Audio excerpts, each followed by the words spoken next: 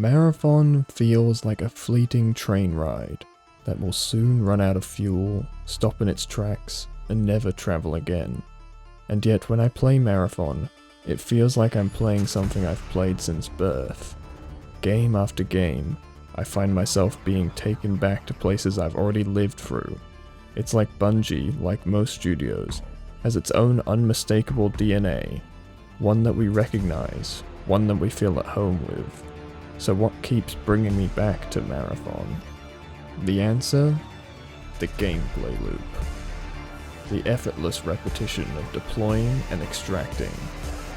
Each successful escape takes me one step closer to something greater, closer to control, closer to perfection. Escape will make me God. Because within Marathon's world, death is not final.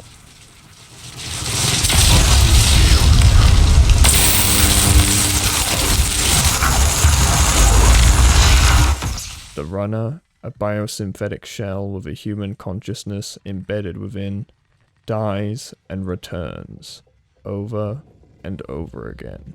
And when death becomes repetitive and meaningless, something else takes its place. Freud's structure of the psyche begins to reveal itself the longer I play. The id is always present, the unconscious desire to kill another runner, not out of necessity, but to satisfy something deeper.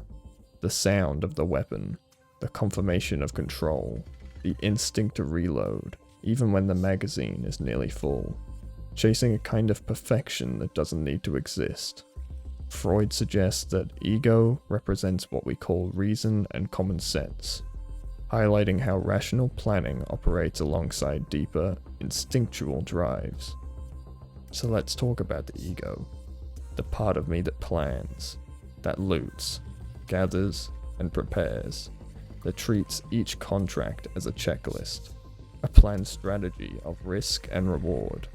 Every decision is calculated for future runs, for security, for survival beyond the present moment. And then there is the superego, the part that interferes. When I come across a rook, something shifts. My trigger finger loosens.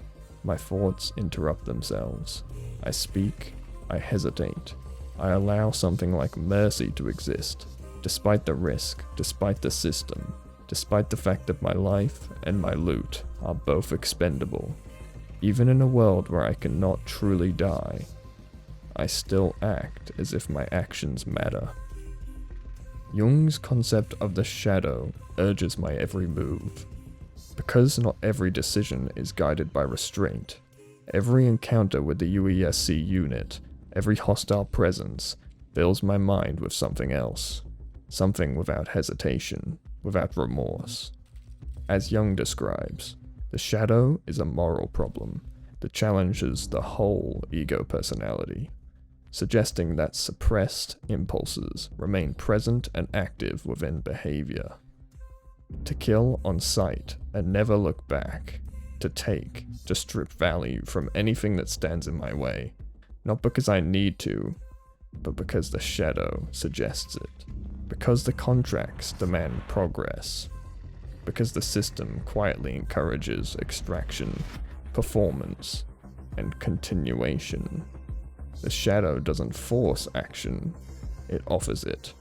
And within Marathon, it is always an option. But there is something deeper than instinct and morality. Something that explains why the loop itself feels satisfying, even when nothing is truly gained. Lacan's idea of lack and desire begins to take shape here. Because every run starts the same. You deploy with nothing certain. You move through Tau Ceti 4, searching, collecting, building something temporary. And even when you extract successfully, when everything goes right, it never feels complete. Lacan argues that desire is the desire of the other, meaning desire is never truly satisfied, but continually redirected through absence. That's what keeps the loop alive. I'm not chasing completion, I'm chasing what I don't have. Sneer of cold command, till that its scope to well those passions red which yet survive. stamped on these lifeless things, the hand that mocked them.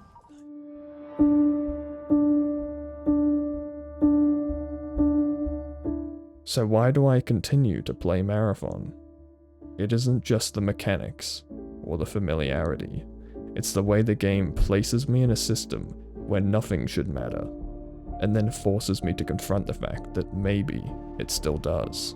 My instincts, my decisions, my desire. All of it revealed through repetition, through contracts, through extraction, through survival in a world where death is imminent. But a runner's journey is never over, and neither is mine.